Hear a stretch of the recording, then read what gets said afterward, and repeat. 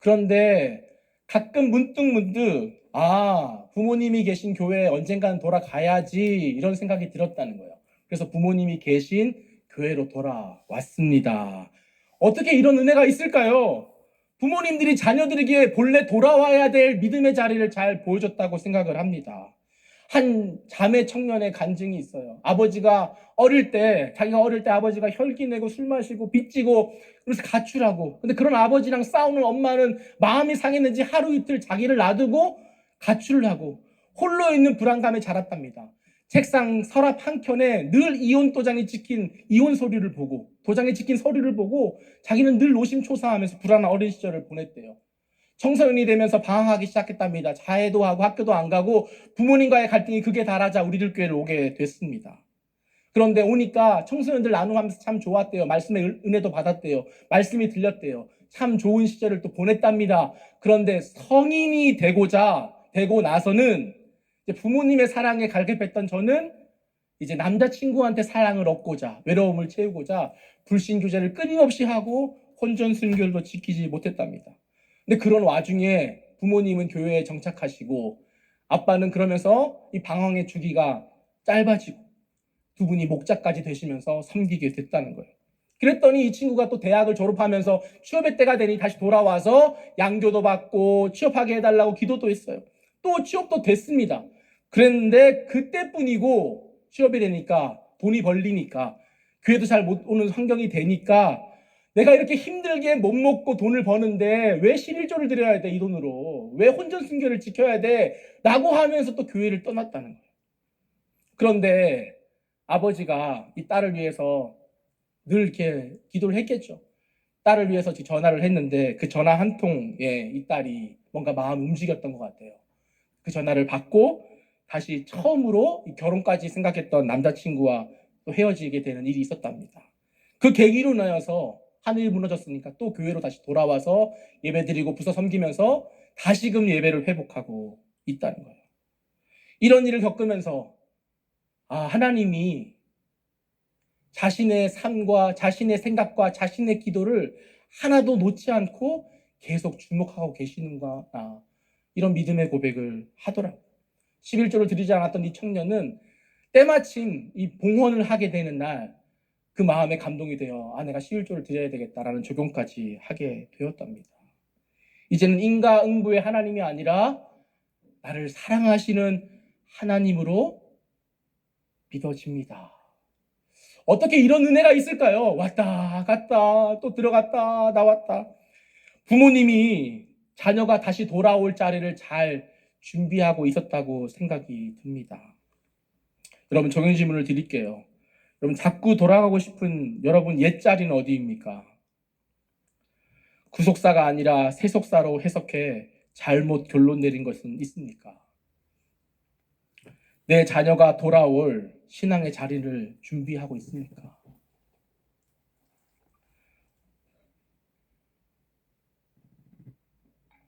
끊어내야 할 하늘의 여왕 세 번째는 교묘한 혼합주의로 포장을 합니다.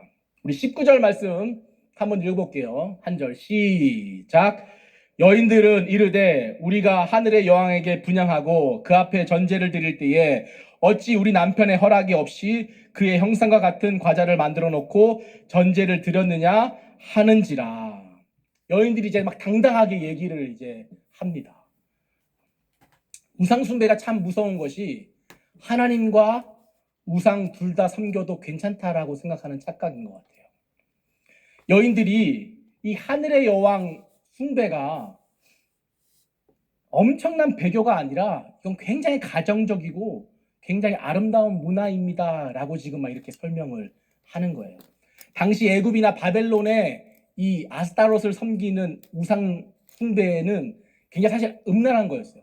그들의 신전 안에는 신전 창기와 함께 음란한 일들이 계속 많이 이루어지는, 봤을 때 이건 아닌데 라고 할 만한 거였어요. 근데 이 이스라엘 남유다 사람들이 가정에서 숭배하는 하늘의 여왕 숭배는 그렇게까지가 아니고 뭔가 좀 괜찮아 보이는 그런 모습인 거예요. 자, 분향을 합니다. 이 분향은 그 집 지붕 위에서 조그마한 이 집에 제단을 쌓아놓고 밤하늘 떠 있는 별들을 보면서 이 향을 이렇게 쫙 피워 올리는 겁니다. 이제 기도라고 하는 거죠, 그게. 여러분 생각해 보세요. 밤하늘에 별은 막 빛나고 그렇게 불을 피워가지고 향을 쫙 올려가는 거. 꼭 캠핑 같지 않습니까? 저 이거 보면서 와, 캠핑 같네? 이런 거예요. 전제도 한번 보세요. 전제는요, 포도주나 독주를 땅에 부어버리는 겁니다. 땅에 쏟아붓는 거예요. 이 땅에 쏟아서 이제 하늘에서 비가 내려 이 대지를 적셔달라고 이제 기원하는 어떤 액션이에요. 막 땅에 이제 붓고 이렇게 하면서 많이 받고 싶으면 많이 쏟는 겁니다. 막 그러면서 즐거워하는 거예요. 와, 이거 많이 쏟을수록 우리가 좋은 일이 많을 거야. 하호 하면서 막 쏟습니다. 제가 이거 보면서 제 개인적으로는 와, 이거 좀 비슷한 게 있는데 그 흠뻑쇼 있죠, 흠뻑쇼. 와, 흠뻑쇼네 이거 완전히 이런 생각이 들더라고요. 막 쏟아보면서 즐거워하는 거죠, 막. 예. 개인적으로 그렇게 생각이 됐어요. 그 마지막으로 숭배의 하이라이트입니다. 밀가루 반죽을 이렇게 다 가져와가지고 막 이제 모양을 만드는 겁니다. 이런 모양, 저런 모양, 여신의 모양도 만들고 여신을 상징하는 이제 별 모양도 만들고 초승달 모양도 만들면서 막 예쁘게 만들었네, 뭐 귀엽게 만들었네, 만두 빚듯이 막 그렇게 만들면서 빵을 구워서 제사상에 올리고 온 가족이 나누어 먹습니다. 자, 이게 예레미야 7장에 구체적으로 좀 나와 있는데요. 이렇게 되어 있습니다. 예레미야 7장 18절에 자식들은 나무를 줍고 아버지들은 불을 피우며 부녀들은 가루를 반죽하여 하늘의 여왕을 위하여 과자를 만들며 그들이 또 다른 신들에게 전제를 부음으로 나의 노를 일으키느니라. 지붕에서 과자 굽고 향을 피우고 술을 붓고 온 가족이 하하호 하면서 나눠 먹습니다. 한 마음으로 각자 자기 일을 척척척 잘 하는 걸 보니 겉으로 볼 때는 너무 좋아 보이고 따뜻해 보이는 거예요. 그러나 본질은 하나님이 거기에 없는 거짓 화평이기 때문에 주님이 이것이 노할 일이라고 말씀을 하시는 겁니다. 그런데 뭐예요? 너무 좋아 보이니까 이게 뭐가 문제예요? 라고 생각을 하는 것입니다. 여인들은요, 이렇게 또 얘기합니다. 우리가 이런 일을 행하는데 19절 보시면요, 어찌 우리 남편의 허락이 없이 랍니다. 남편의 허락을 받고 하는 거예요. 이 말은요, 우리가 남편 허락 없이 마음대로 하고 있는 거 아닙니다. 남편 뒤에 숨어서 지금 핑계 대고 있는 게 아니에요.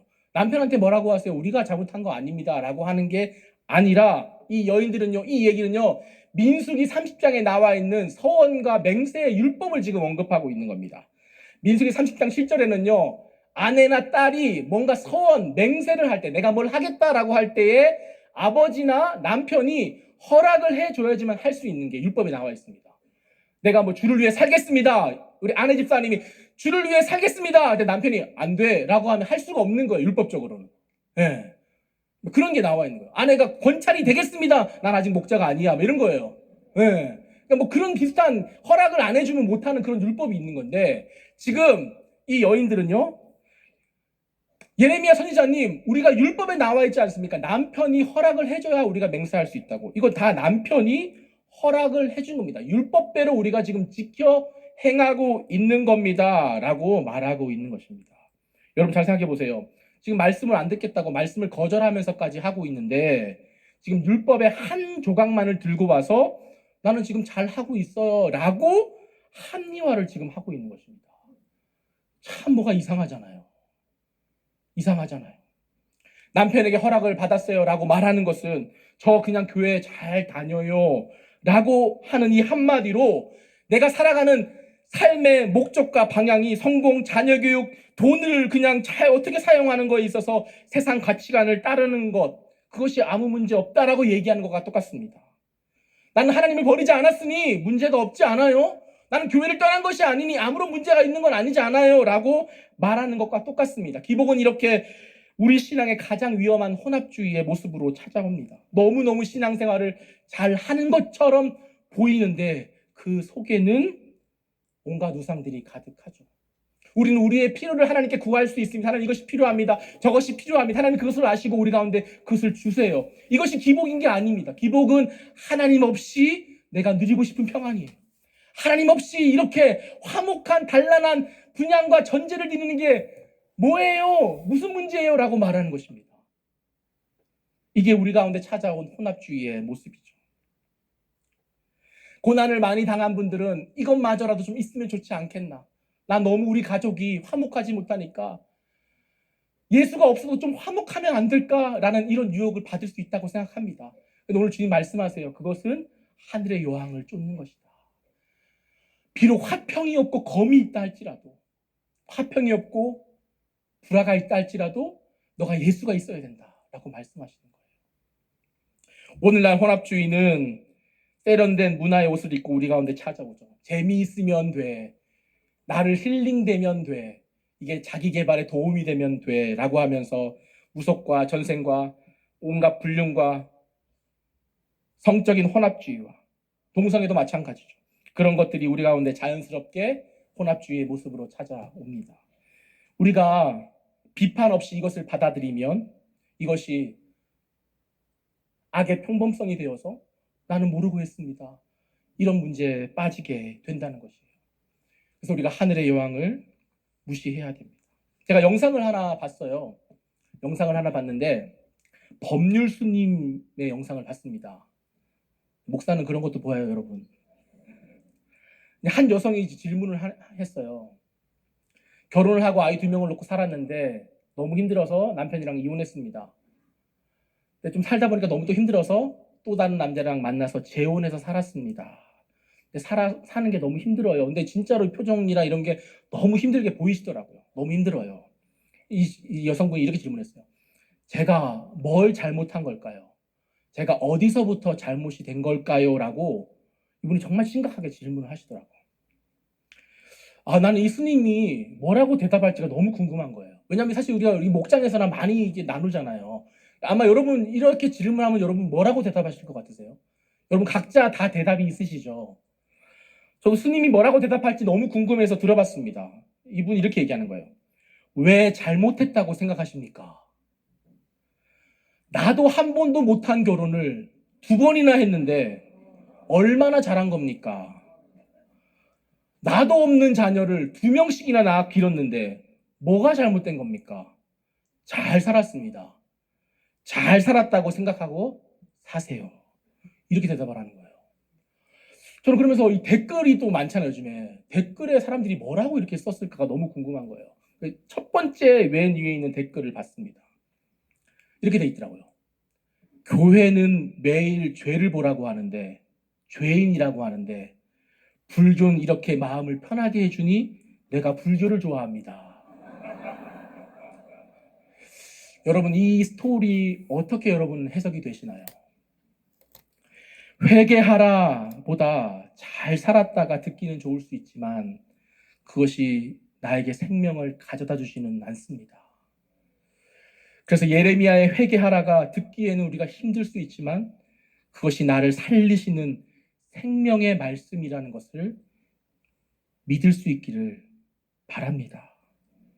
적용 질문을 드릴게요. 내 신앙은 팔복과 기복 몇 프로씩 있는 것 같습니까?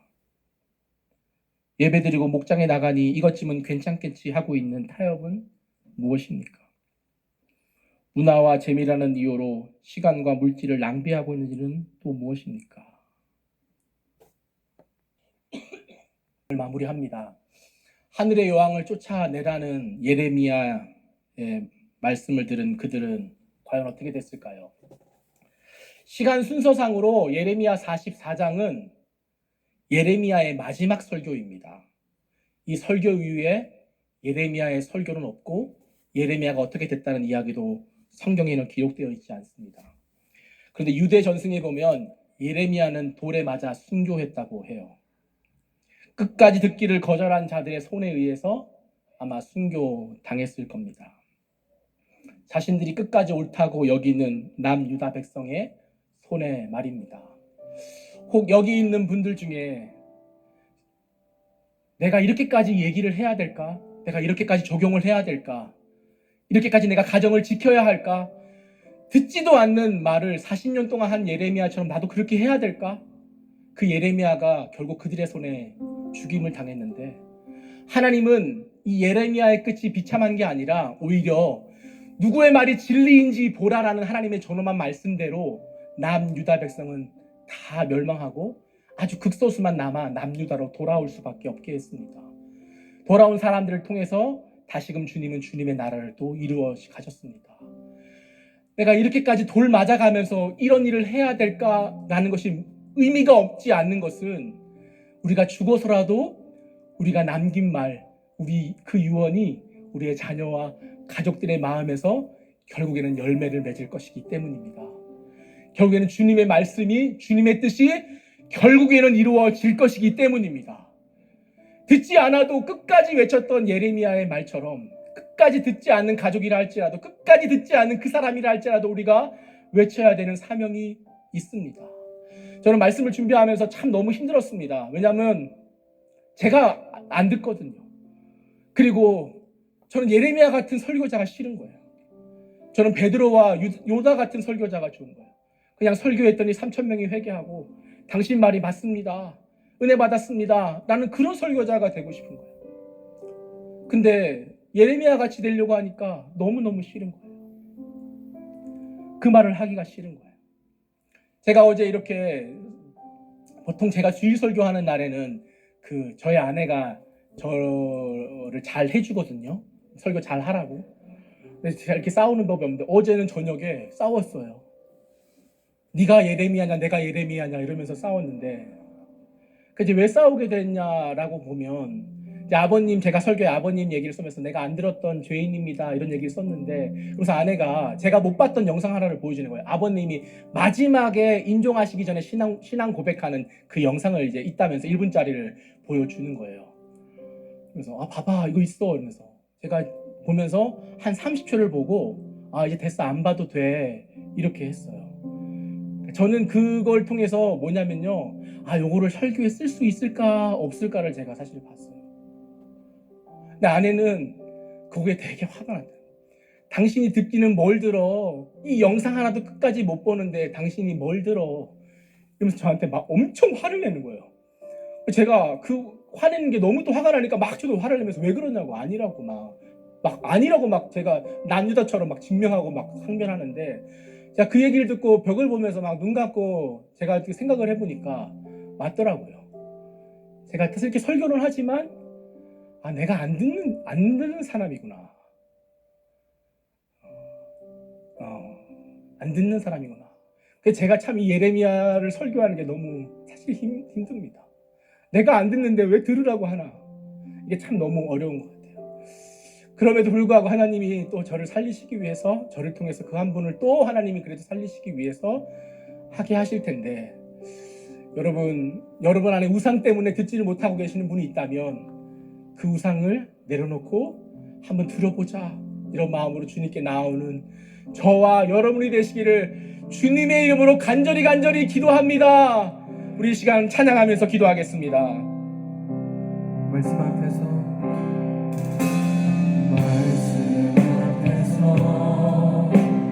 겸허함으로 주께 홀로 섭니다. 생명의 말씀 읽고 순종해 주를 예배합니다. 기록된 말씀 힘이 있어서 진리로 우리 거룩해 하며, 거룩한 말씀 세세 영원히 복음이 되어 말씀하시네. 하나님 말씀을 배워보는 자, 그 말씀에 생명을 보는 자,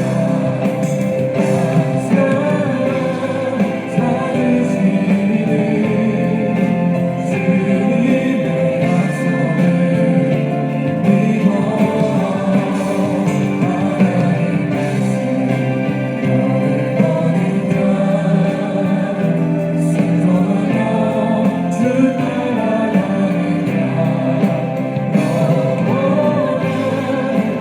하나님 나라 이루어 주의 교회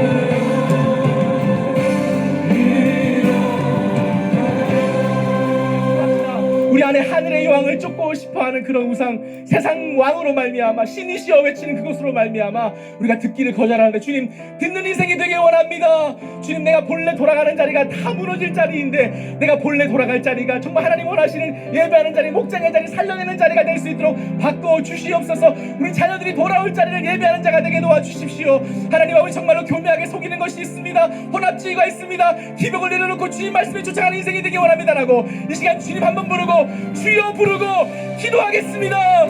주여. 하나님 아버지 남유다 백성이 참 얼마나 망하고 빼앗기고 자존심 상할 뿐 아니라 얼마나 참 살아가는 게 힘들었겠습니까?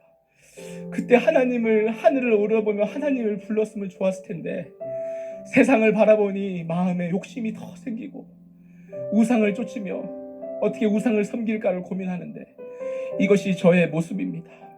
저도 생각해보면 나한테 하나도 잘해준 게 없고 잘해줄 게 없는데 돈이 없는데 그렇게 나한테 저렇게 말하는 게 뭔 의미가 있냐. 제 안에 돈의 우상, 무시의 우상, 차별의 우상 그것이 가득하니 하나도 듣지를 않았습니다. 바닥까지 무너져야 들리는 건가 싶은 것이 우리의 죄성인가. 주님 그래서 우리가 또 무너지고 완전히 망해야 하는가 이런 것 때문에 두렵기도 하는데 정말 주님 모르겠습니다. 주여 듣기를 간절히 원합니다. 하나님 보여줘야 할 자리가 있다고 하십니다. 나는 이렇게 돌고 돌았고 힘든 여정을 많이 보냈는데 우리의 자녀는 또 본래 돌아올 자리가 그런 죄의 자리, 아픔의 자리, 죽음의 자리이면 안 되지 않겠습니까? 하나님 내가 말씀으로 적용하고 힘들어도 목장에 가고 큐티하면서 하루하루를 잘 살아내는 것 우리의 자녀들이 그것을 믿음이라고 보고 자신들이 힘들고 어려울 때 포기하고 싶을 때 본래 그 자리 우리 엄마 아빠가 살아냈던 그 자리로 돌아갈 수 있도록 그것을 우리가 보여주는 인생이 될 수 있도록 우리 부모님들에게 힘을 허락하여 주시옵시고 끝까지 견디며 믿음을 지키게 하여 주시옵소서. 부태떨감하라고 하는데 기복이 많습니다.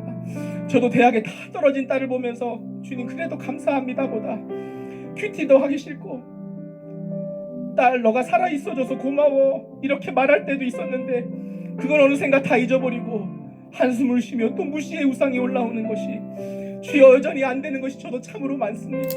기복을 좋아합니다. 잘됐다고 자랑하고 싶어합니다. 하나님 없이도 내가 이만큼에서 증명해 보이고 싶어하는 그런 우상들이 가득가득합니다.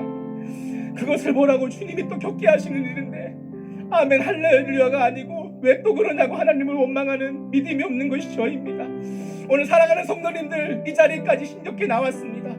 주여 하늘의 우상을 쳐다보지 않고 하늘을 바라보며 하나님 여호와 이름을 부를 때에 주님께서 은혜를 베풀어 주시기를 원합니다.